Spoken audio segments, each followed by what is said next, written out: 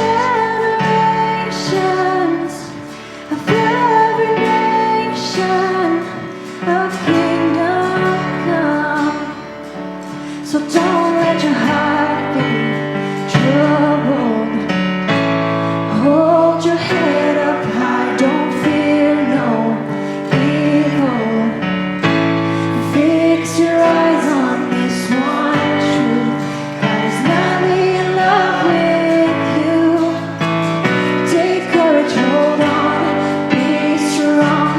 Remember where our help comes.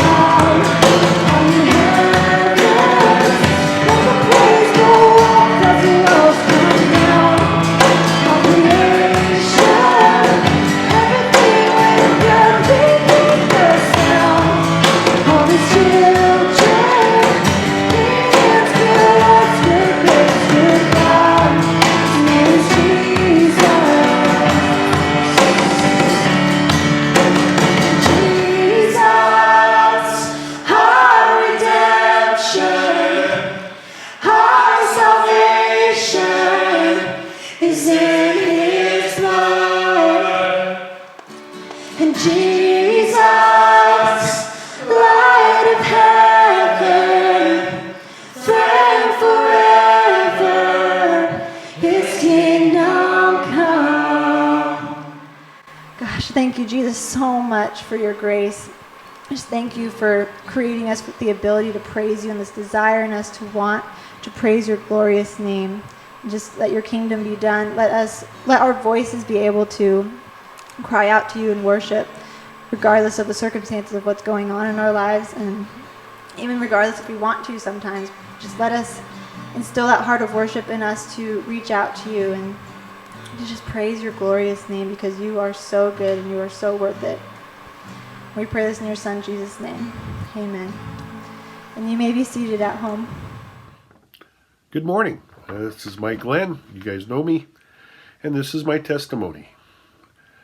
I was not raised in a Christian home. In fact, when we did go to church, it was to a Mormon church. And probably 5 or 10 times my entire life did I go to church.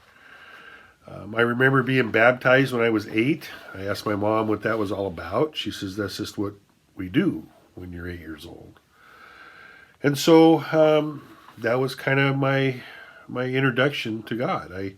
I grew up racing motorcycles and drinking and drugs and all kinds of different things, but I really didn't know anything about Christ. And then in 1979, one of my former racing friends, Dennis Huckey, and I got together. I hadn't seen him in years. And I noticed that there was something different about Dennis. And so I asked him about it. He says, well, I've been born again. And so I had no idea what he's talking about at all. We talked a little bit. He invited me to church. I went to East Hill Church. And a couple of days later, I woke up in the middle of the night. I was awoken in the middle of the night. And I got down on my knees and accepted Christ. A few weeks later, I was baptized on July the 7th, 1979. Dennis was probably the one that I asked the most questions about, that probably poured into my life the most in those early years. But after that, I was pretty much self-taught. I really didn't have anybody that poured into that. As much as I could, I read and tried to learn about Christ. My favorite verses are 2 Corinthians 1, the God of comfort who comforts us in all of our troubles so that we can comfort others in some of theirs. And so I believe that verse. I try to live that verse. And also 1 Thessalonians 5, 16 through 18.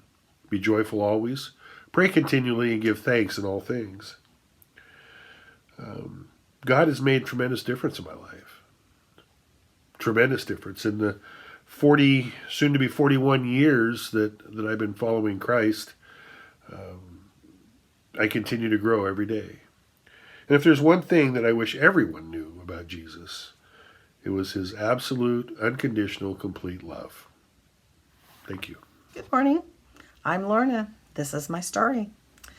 As a child, I attended church with my mother and my brother at Redeemer Lutheran Church and was baptized, sprinkled as an infant. Dad attended only special occasions as he worked Sunday mornings teaching skating lessons. As a teenager, I gave my life to Christ when we had a young band visit our youth group. The music and the Holy Spirit spoke to my heart. It wasn't our normal Sunday hymnals. But then in my late 20s, I drifted away from God. I thought I had it all figured out. I didn't need to go to church. How wrong I was. Looking back, when I wasn't walking with Christ, I remember worrying, stressing over everything. I made poor choices. I'd forgotten all the promises that the Lord had made me. Life wasn't that great. I experienced many struggles. In my early 20s, I returned to my faith as I was having children. And I did not want my girls to grow up not knowing Jesus. We attended a Foursquare church for a short time, and my youngest daughter, Christy's friend, Andrea Gramman, invited her to River Hills, and I've been here ever since. I was baptized at the age of 32, September 1988, by Gary Strubar. That was 32 years ago. Oh, that sounds old. Pastor Strubar helped me walk through the most difficult years of my life, and I'm very grateful for that. He was my rock on earth. Thank you, Gary. Love you. God is good, and his promises are real. Because of his love and grace in my life, I have joy and peace. The Bible is the true story from our ancestors. And the more you read it, the more you understand and see how really it applies to our lives. Never stop learning. You always find something new in scriptures. Some of my favorite verses, Proverbs 15:13. A glad heart makes a cheerful face. Philippians 4:4. Rejoice in the Lord always. Acts 20:35. We must help the weak. Jesus said it is more blessed to give than it is to receive. One thing I wish everyone knew about Jesus, just how easy he is to talk to. He's always listening, just like a best friend, only better. If you're not comfortable praying, start in a private place. Talk out loud. We've all had that first conversation with God. Close your eyes and picture him sitting in front of you. The more you talk to him, the easier it gets, and the stronger your faith will be. Thank you, and may God bless you. Hey, good morning, church. It's so good to be with you. Today we are coming to you from my tree house in my front yard. I built this tree house a couple weeks ago, finished it up, and since I have, so many people have asked during this Home Sweet Home series that we're in, they've asked if I'm going to preach a message from my tree house, and I didn't know, and the answer is yes. Today we're in the treehouse.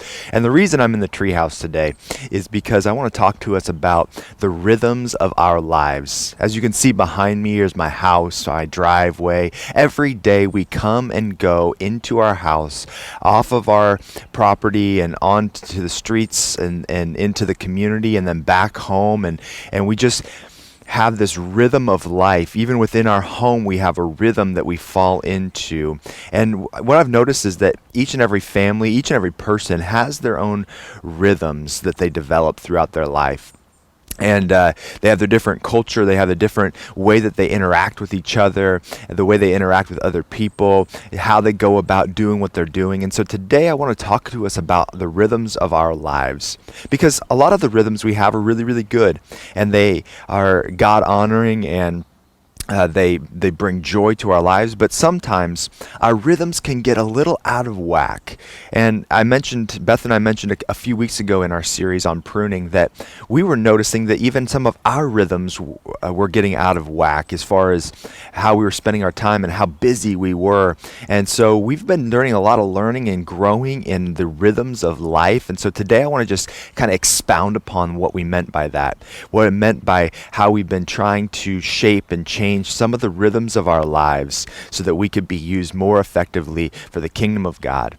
And so today I'm preaching from the treehouse because it represents just kind of our home as a whole, but also, let's just be honest, it's pretty cool to preach from a treehouse, and I don't know when else in the world, when else I'm going to be able to preach from a treehouse. So that's part of the reason too, is just I thought it'd be a cool place to preach from. So today, I'm excited to share with you out of God's Word. Would you open your Bibles all the way back in the Old Testament, the book of Deuteronomy.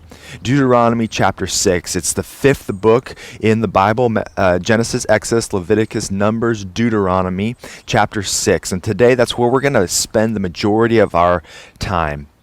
Deuteronomy 6, starting in verse 4, says this: Hear, O Israel, the Lord our God, the Lord is one. You shall love the Lord your God with all your heart, with all your soul, with all your might.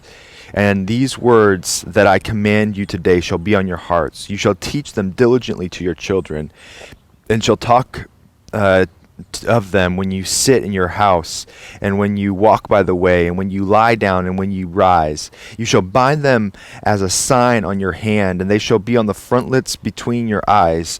You shall write them on the doorposts of your house and on your gates. This is one of the most famous and important prayers contained in the Bible for the Hebrew people.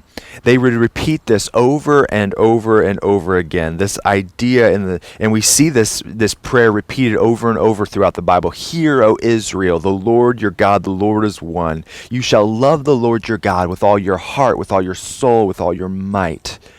This was so important and to them. This word listen, Israel, this word listen in the Hebrew is rendered Shema. Shema. Can you say that with me? Shema. Shema. It's an important word. And see, if you said it right there, now you know Hebrew. You are well on your way to knowing the Hebrew language. The Shema was so important. This became a daily prayer of the ancient Israelites, and they would pray this prayer twice a day, once in the morning and once in the evening. It was so important to them. There's so much about the Shema that's so powerful because it truly affected every part of the Jews' life, the Jewish person's life. And I really believe that it should still affect our lives today. And so that's why we're going to talk about the Shema today. The first part of the Shema is this. You can write this in: listening and obeying. Listening and obeying. That's the first part of the Shema. That word itself, Shema, means to listen or hear. Shema reminds us that God is one. God is one. That we don't believe in many gods. The Jews and the Israelites didn't believe in many gods. They were monotheistic, meaning one God. They believed in one God. And we today, we are monotheistic. We believe that there is one God who is all-powerful, all-knowing, and all-present in our lives. He is the only true God, and really any other gods out there, little g gods out there, really are only figments of people's imaginations. They're not true. They're not real. They don't have any power to them. They're made up gods. That's what we believe, that the Lord our God, the Lord is one. This was the very core of the Jewish belief system, and it's the very core of our belief as well. Moses clearly believed when he wrote this, when God told him to write this, Moses truly believed that loyalty and obedience and love to the one true God was the only way to live life. And he knew that the Israelites were surrounded by cultures who were polytheistic, meaning they believed in many gods. And in order for the Jews to really have the power of God in their life, to harness the power of God and to truly live in God's plan, that they needed to, at the core of who they were, believe that the Lord alone is their God. He is the only one worthy of their affection, and he's the only one worthy of our affection to church. The second reminder in the Shema is to love God. This is the first and the greatest commandment. We see this in verse 5. It says, "You shall love the Lord your God with all your heart, with all your soul, and with all your might." This may sound familiar to many of you, and rightfully so, because as we mentioned earlier, the Shema became a prayer that every Jewish person would pray twice a day, and they did this for thousands of years. And so Jesus himself would have grown up saying this prayer twice a day. This prayer was so important to Jesus that he drew upon it in his teachings. In fact, once he was asked by a teacher of the law or by someone who's trying to trap him, what's the greatest of all the commandments in the Old Testament? What is the greatest commandment? And Jesus said this in Mark chapter 12, starting in verse 29. Jesus answered, "The most important is, Hear, O Israel, the Lord our God, the Lord is one. And you shall love the Lord your God with all your heart, with all your soul, with all your mind, and with all your strength." And the second is this: you shall love your neighbor as yourself. There's no other commandment that are greater than these. You see, what Moses and what Jesus were saying is that loving God is the most important thing that we can do, church. And not just loving him with words, but loving him with action, loving him in the way we live, loving him in obedience. This is what makes the Shema so powerful. The opening line is, "Listen, O Israel." And when the Bible says in the Old Testament, that's word Shema for listen, when it says listen, it doesn't mean just let sound waves hit your eardrums. That's not what Shema means. That's not what listen in the Old Testament means. Rather, listen here means to allow these words to sink in, to provide understanding, and to generate a response. In other words, in the Hebrew, hearing and doing were basically the same thing.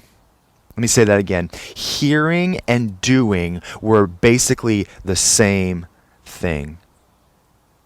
But what the Israelites were to do in response to their love alone for God, the understanding their love for God, in their context, this wasn't simply love wasn't simply this warm, fuzzy, emotional feeling that they would come over them. That's not what it meant when he said, "Love the Lord your God with all your heart, soul, mind, and strength." It didn't mean have warm, fuzzy feelings towards God.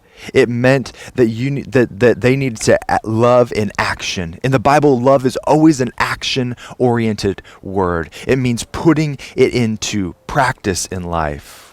If you love someone, you will act in loyalty and faithfulness. So in the Old Testament, obedience to the Old Testament law was never supposed to be about legalism. It wasn't ever supposed to be about trying to earn God's so we're thankful favor right now for your love. See, obedience that in you the Old demonstrated for Testament us was about on the loving cross. and Pray these things in listening.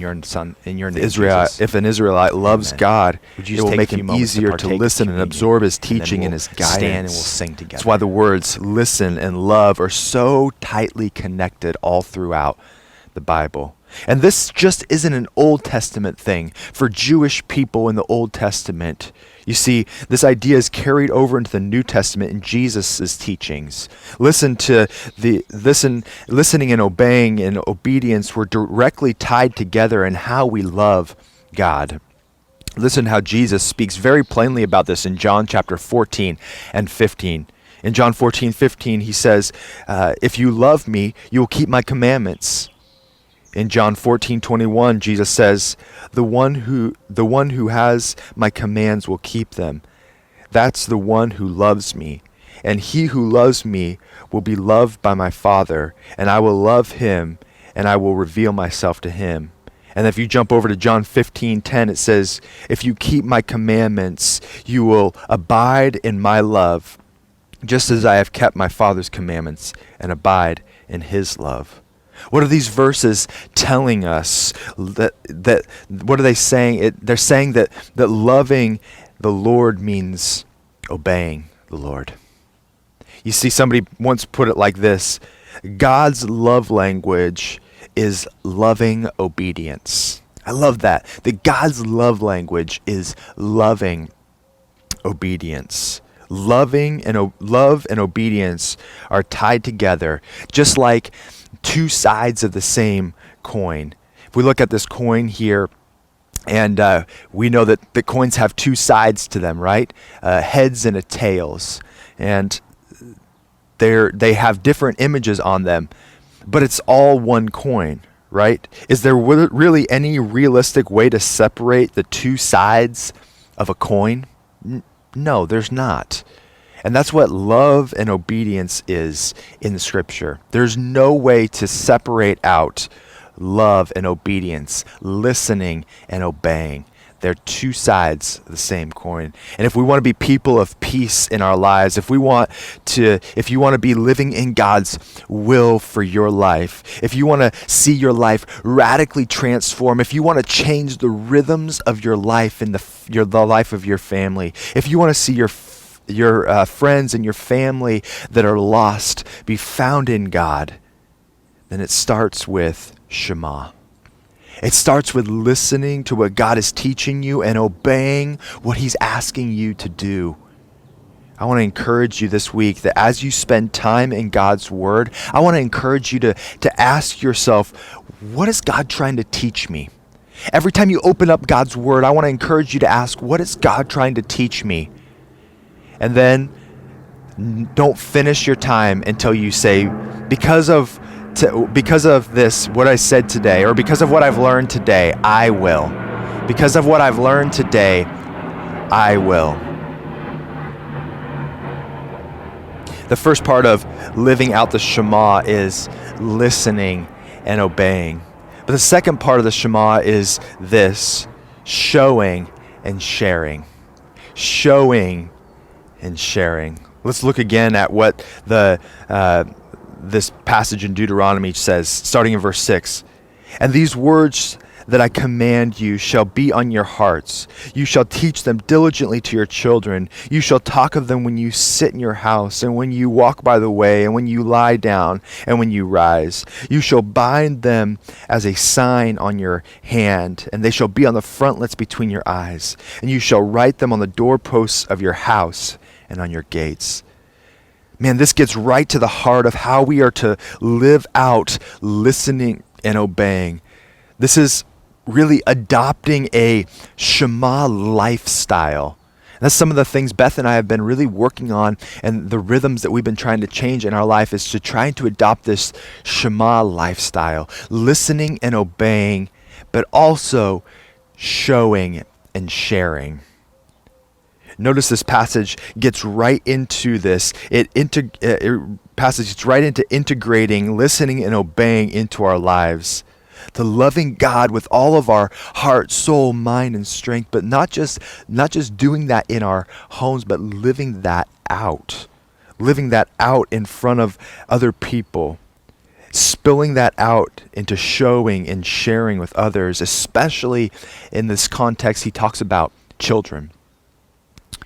This was a far cry from I'll just send my kids to Sunday school and let somebody else teach them about God. The Shema teaches us that we need to be about teaching our children about God. The Shema teaches us that we should be training our children to love and listen and obey God in the context of everyday life. He says, teach them diligently. Teach them diligently as you go throughout the course of your day. And this is not just limited, though, to your biological children, I don't believe. I think we could apply this to really anyone that you have influence over, anyone that you have the opportunity to share with, your kids, your grandkids, your spiritual kids, your friends, your neighbors, your family members, non-believers, people that you know that don't know the Lord yet. In other words, the Shema lifestyle is not just something you practice on your own, but it's meant to impact how you live in front of other people. The Shema lifestyle, let me say it again, is not just about how you live on your own, how you conduct your life, and how you practice it on your own, but it's meant to spill out into life, how you show and how you share with other people. How do we do this? How do we do this? How do we do this Shema lifestyle? Well, we need to have both Shema actions, that's the showing part, and Shema statements, and that's the sharing part. I know that's kind of weird terminology, so let me break it down for us. Shema actions. Shema actions are just actions that we take to serve other people. This is really just looking for opportunities to live out our faith in Jesus by loving and serving the people around us like Jesus would have. These are things like being on the lookout for somebody that's in need in your area, somebody that's in need in your home, somebody that has a need, and looking at see how you can help them in their need.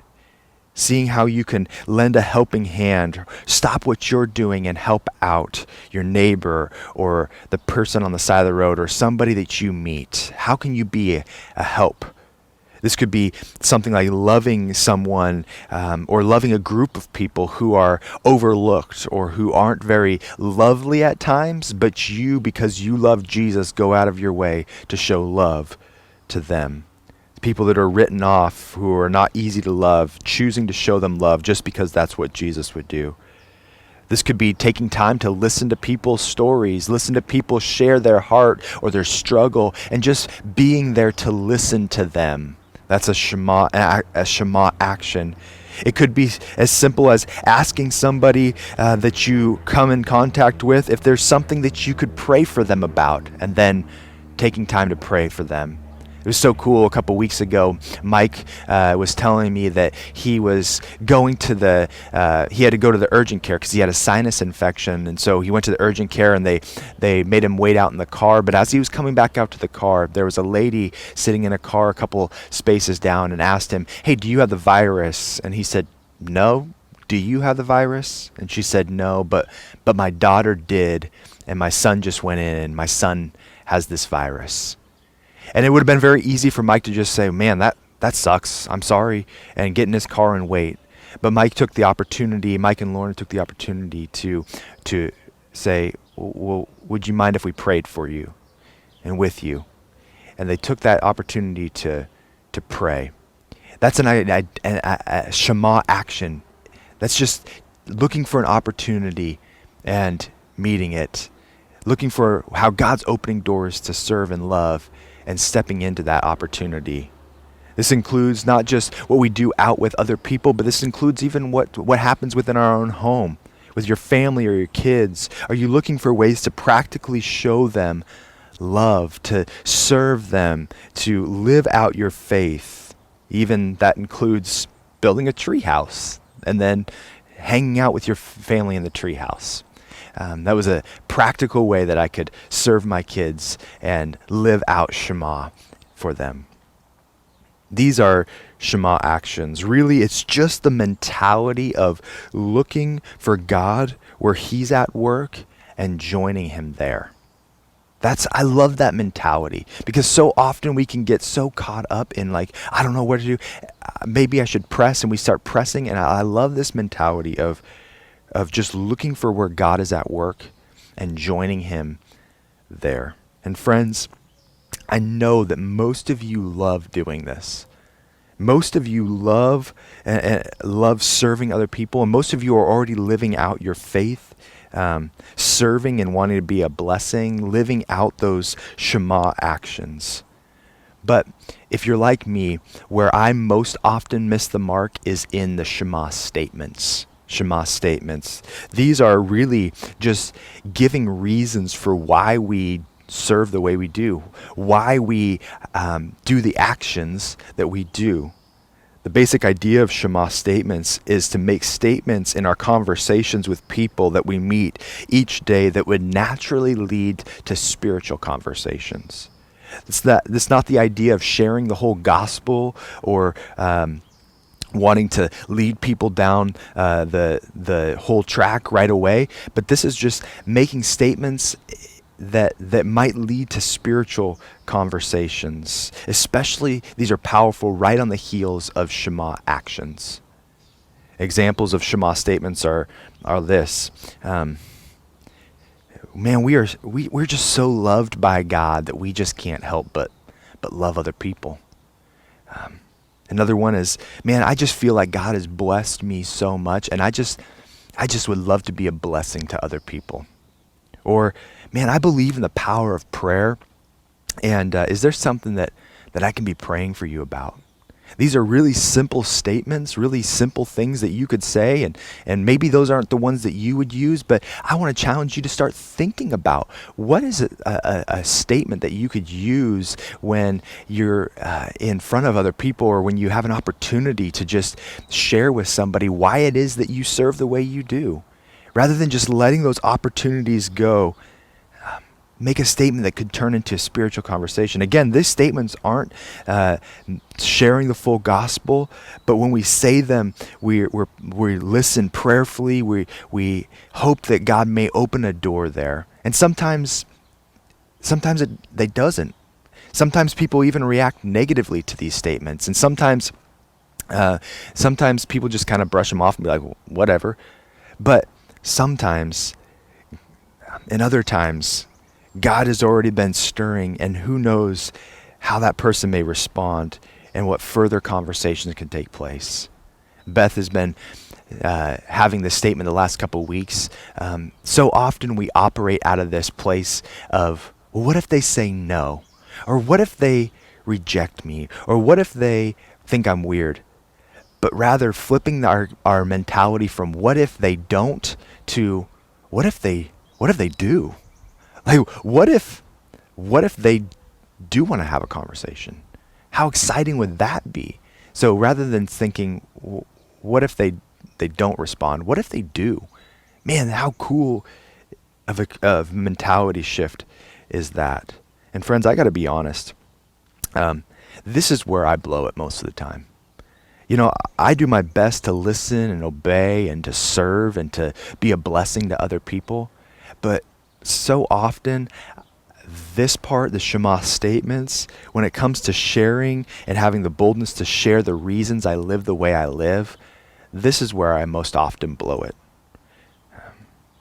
But it's a vital part. Shema statements are so vital to our lifestyle and to the rhythm of our life. I heard this the other day. Shema actions without Shema statements give you the credit rather than God. Shema statements without Shema actions are hypocritical. I like this idea because if we're just serving without pointing the credit to God or without giving Shema statements or sharing the reason why we serve, then it really brings the credit back to us, not to God where it belongs. But if we're just out there making Shema statements without actions, if we're just blasting people with statements of our belief in God, but we're not actually serving, we're not actually living out actions in front of people, then we're hypocritical. And so we need both. Just like listening and obeying are tied together, so are showing and sharing. Shema actions show that we care about people and live out the command to love our neighbors in practical ways.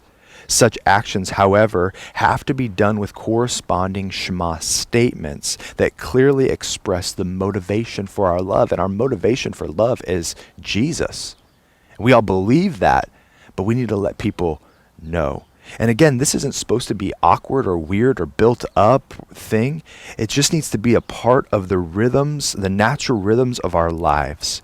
With our kids, with our grandkids, our family members, our friends, our neighbors, whoever God puts in our path. Just trying to be a blessing by serving, making Shema actions, but then following them up with Shema statements. Showing your love for God and for them, and then sharing your love for God and them, and the reasons why you show is because your love for God. And man, it's so powerful. Friends, it is so powerful when we begin to put the Shema lifestyle into practice in our lives, and it just becomes a natural rhythm and a natural part of the rhythms of our life as we come and as we go, whether we're in our home or whether we're out in the community. That are we looking for ways to just naturally, in the flow of life, live out our faith and then teach diligently our faith to whoever will listen. That's the Shema. That's the heart of the Shema. And it really is, it was powerful back when Moses said it all the way back in Deuteronomy chapter 6. And then Jesus reapplied it to our lives today as Christians, that we ought to be living this lifestyle out. The Shema lifestyle can be summed up this way: listen, obey, show, share. Listen, obey, show, and share. Listen to what God's trying to tell you through His Word. And then just seek to obey whatever that comes. Whatever you're learning in the Word, whatever God's speaking to you through His Word, you just begin to obey in your life. Then showing your love for God by the way you act and the way you serve, and then share your love for God by simple statements that turn the conversation into spiritual matters. When that rhythm of life is established in your life and the life of your family, I believe God will do immeasurably more than you could ever ask or imagine, because you're living in the rhythm that He created you to live in. So I want to challenge you today. Here's my challenge for you: to begin to listen and obey. As I mentioned earlier, every day this week, I want you to spend time in God's Word and ask yourself, what is God trying to teach me? And then write out, because of that, today, I will do this, and make a statement that you're going to begin to obey and to put into practice in your life. And then show and share. This week, I want you to look for 3 opportunities to practice Shema actions by serving someone that God brings in your path. Just be on the lookout for it. Be on the lookout for who God's bringing in and how you could serve. And then I want you to begin to pre-think, even today, begin to think of some Shema statements that you'll have ready when God provides the opportunities this week for you to share. Now remember, as with every rhythm that we try to set in our lives, it takes time, and it takes a whole lot of practice, and it takes a whole lot of prayer. I just want you today to begin praying. Begin praying and asking God that He would teach you how to better listen and obey Him, and that He would help you begin to show and share. And again, all of this, friends, is motivated not in guilt, but in our love for God. Because I know that so many of you want to love the Lord your God with all of your heart, with all of your soul, with all of your might. Because I know that's what we want, that's the motivation for going out and showing and sharing the Shema actions and the Shema statements. And remember that this whole love this whole chain reaction of love leading to obedience started with Jesus. 1 John 4:19 says, we love because He first loved us. And out of our response of Jesus' love, because we followed Jesus, and Jesus is all about love. Love came to us, this love that came to us when we weren't even looking for it. And we received this love in our lives. That should generate in us a gratitude and a humility and a commitment to loving and honoring and sharing God with everybody that we bump into, everyone that we come in contact with. But remember that this love started with Jesus. This love started with God's love for us in sending Jesus to this earth to live for us, to die on the cross, to be raised 3 days later. And the ultimate expression of love is Jesus' love, His sacrificial love for us. And that's what we celebrate each week during communion. We take time out of each week to just remember Jesus' love for us and how He was willing to die on the cross, sacrificing His life, the ultimate showing, so that He could share with us eternity. And friends, there's no greater sacrifice. That's the motivation for why we want to live out Shema in the rhythm of our life, is because of Jesus and His sacrifice. So today during communion time, we're just going to pause and we're going to take a few moments to just remember that we love because He first loved us, and that He gave Himself up for us, that He died so that we could live, that He showed us love first, so we go out and show love to others. And so as we take the bread, which represents Jesus' body, the cup of juice, which represents His blood, that He gave on the cross as the ultimate action of love in our lives, I want to encourage you, friends, to take time just thanking Jesus for His love. And then I want you to begin thinking of, how am I going to show love? How am I going to live out the Shema lifestyle beginning this week, and begin to change some of the rhythms of our lives and the life of our family? Would you pray with me? God, thank you for what you did on the cross. Thank you for giving us this life, this rhythm that we can walk in, of listening and obeying, showing and sharing. And that this lifestyle is nothing new. This rhythm is nothing new. That this was given thousands of years ago to your people, to love the Lord your God with words and with actions. with listening and obeying, that this has been part of your people's plan and what the plan you set up for your people for thousands of years. And God, I pray that this would become a rhythm of our life. But ultimately, we know we're powerless to do this apart from your love, Jesus. And so we're thankful right now for your love that you demonstrated for us on the cross. We pray these things in your name, Jesus. Amen. Would you just take a few moments to partake of communion, and then we'll stand and we'll sing together.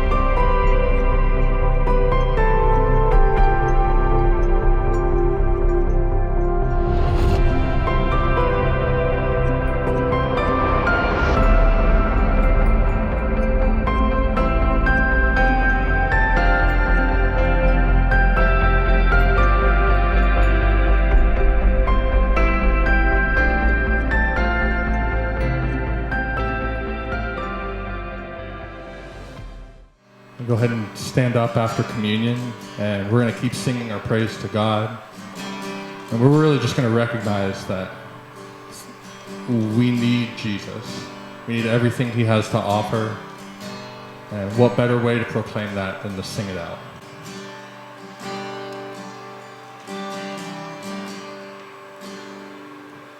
Lord, I come,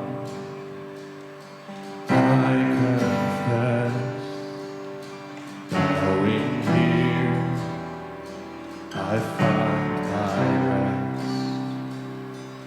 Without you, I fall apart. You're the one that guides my heart.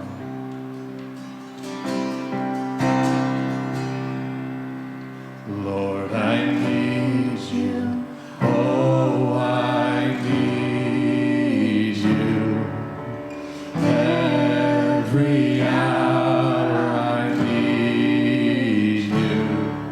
My one defense, my righteousness.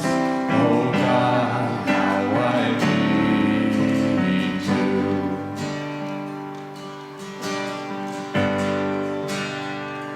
Where sin runs deep, your grace is more.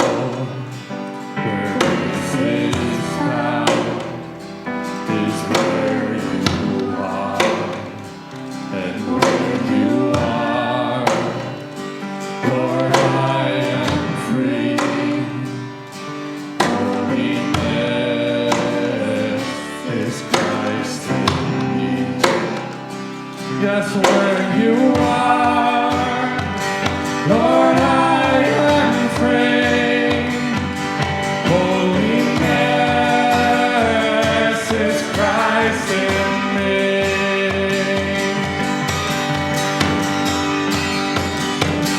Lord, I need you. Oh, I need you. Every hour I need you. My one defense, my righteousness. Oh God, how I need you. So teach my song to rise to you. When temptation comes my way, when I cannot stand, I'll fall on you. Jesus, you're my hope And when I cannot stand, I'll fall on you. Jesus, you're my hope and stay. Lord, I need you. Oh, I need you. Every hour I need you. My one defense, my righteousness. Oh God, how I need you. Lord, I need you. Oh, I need you. Every hour I need you. My one defense, my righteousness. Oh God, how I need you.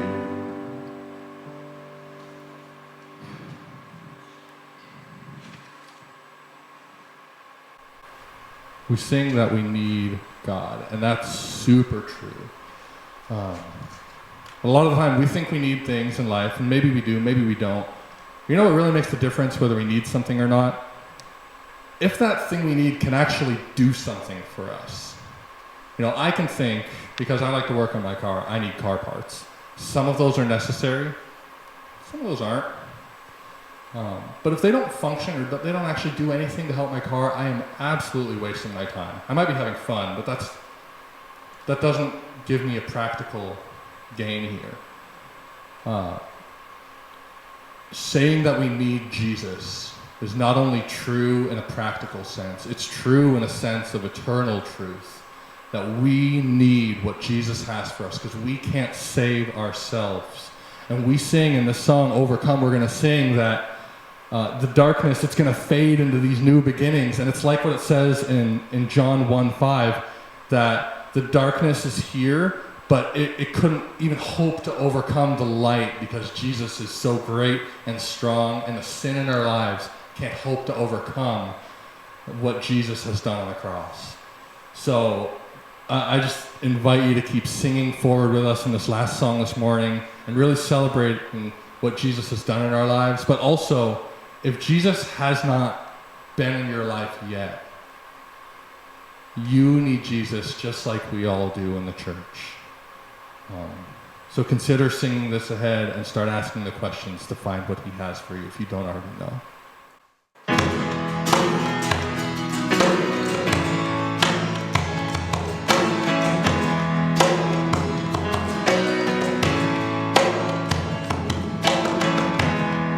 Now the darkness fades into new beginnings as we lift our eyes to the hope beyond.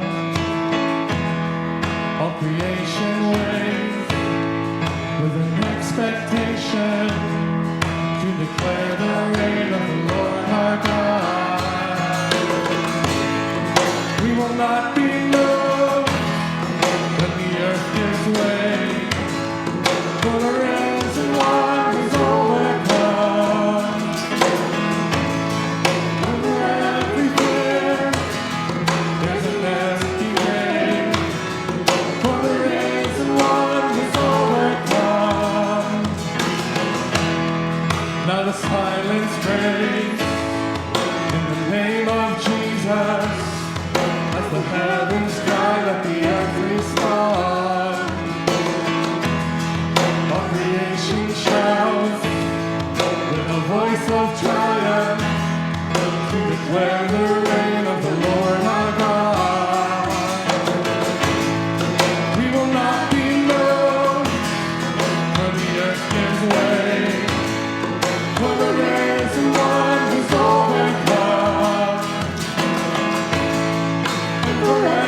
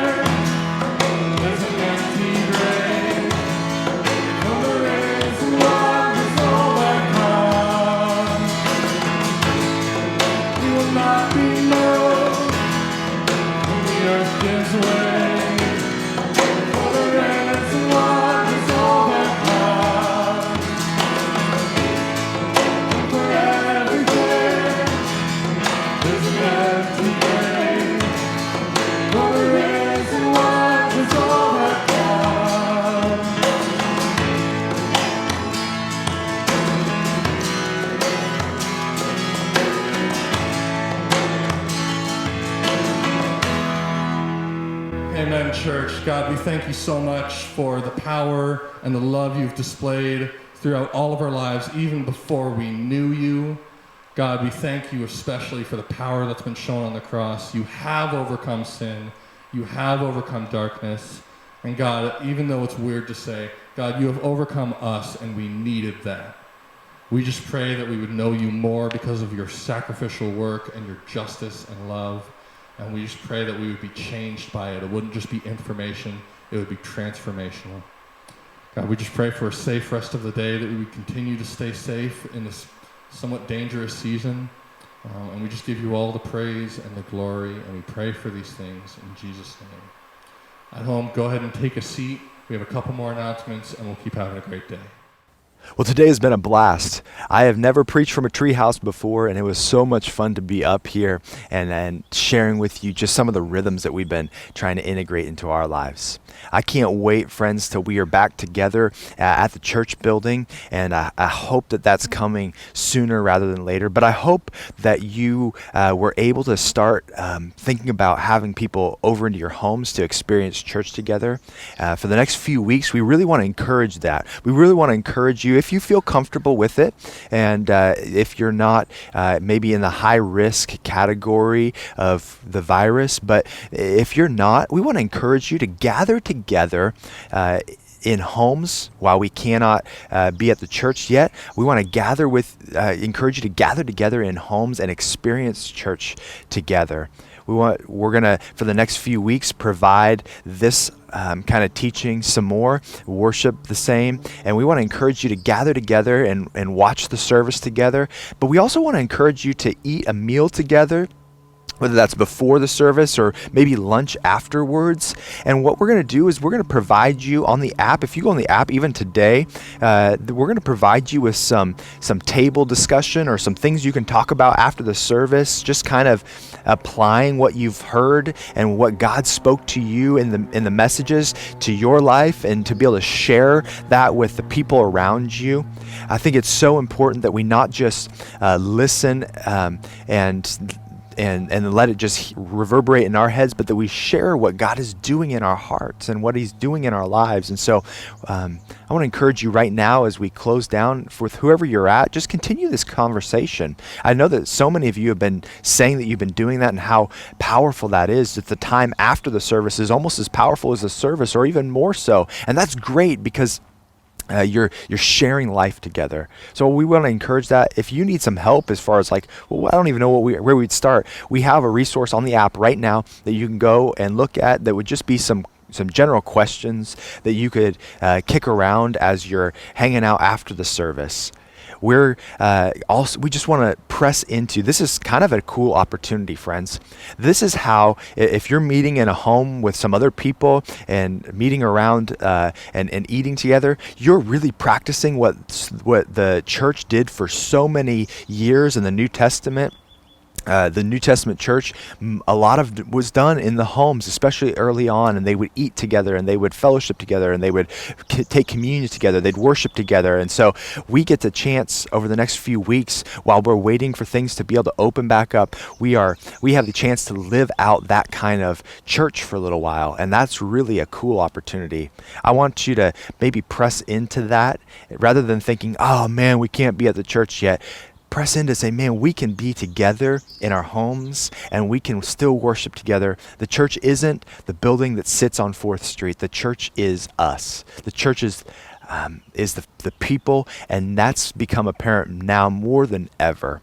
And yes, we are looking forward to when we can gather together back at the building on 4th Street, but let's be the church right now.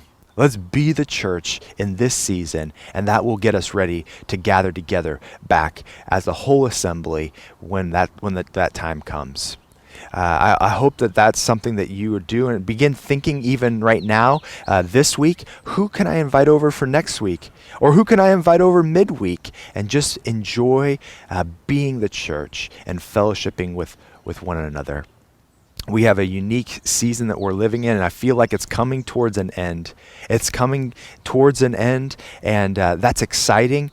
But one of the things that we really need from all of us, from every person in the church, leadership, and everybody, what we're asking for you to do is to let's be unified in this. I know that everybody's got different opinions, and rightfully so. And you certainly are entitled to your opinions. But one of the things that's more dangerous than the virus, I believe, is the virus of disunity that can happen in churches. And disunity can cause far more damage than this virus ever has. So let's not allow the virus of disunity to begin to fester within us. Let's come together. Let's do this unified. And friends, we will get back together soon. And let's do it together. Let's do it with a spirit of unity. Let's do it with a spirit of loving on one another, living out this Shema lifestyle, this rhythm of Shema, even as we look forward to gathering back together at the building.